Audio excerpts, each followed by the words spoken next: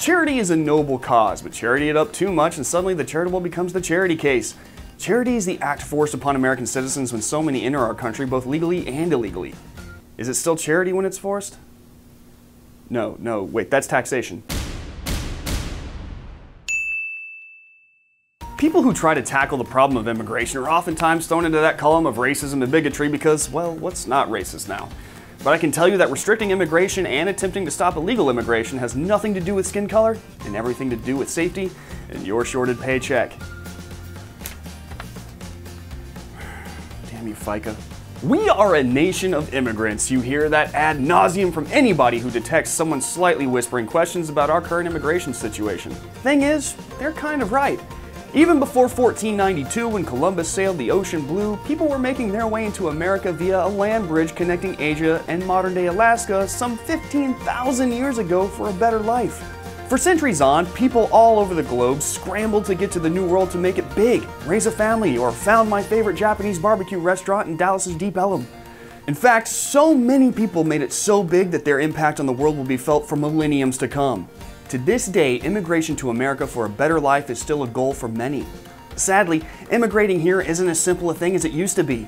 Gone are the days of getting off a boat, getting checked for bugs, then being sent on your merry immigrant way. And a lot of it boils down to entitlements.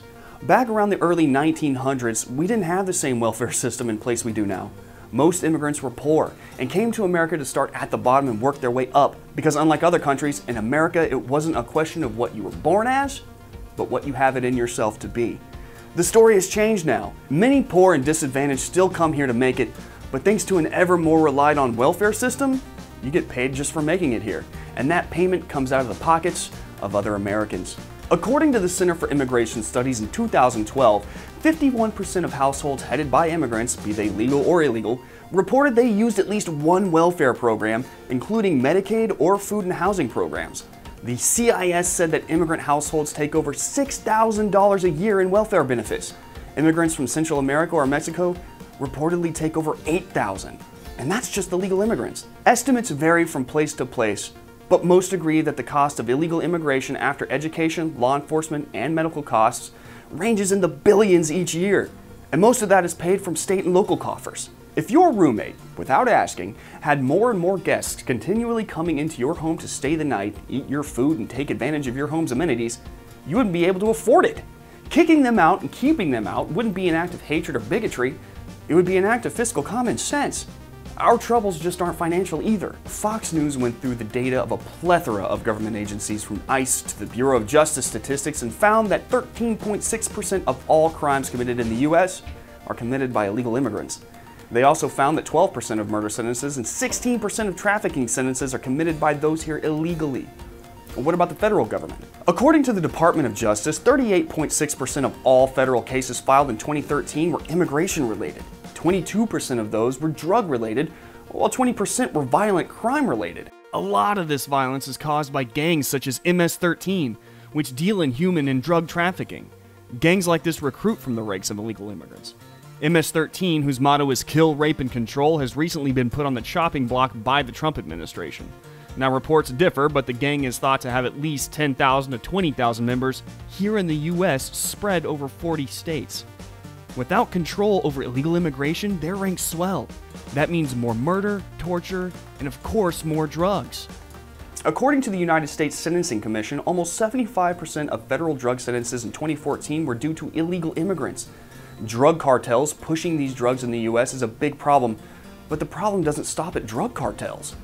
From 2005 to 2014, a 9-year span, the Department of Homeland Security noted that 69,599 people were captured by federal agents at the southern border, hailing from countries that the US considered state sponsors of terrorism or countries of interest. 4,930 in 2014 alone.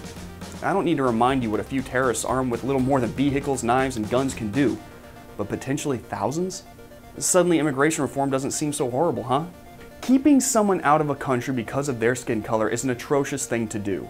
But it's not skin color that people who push for immigration reform are worried about.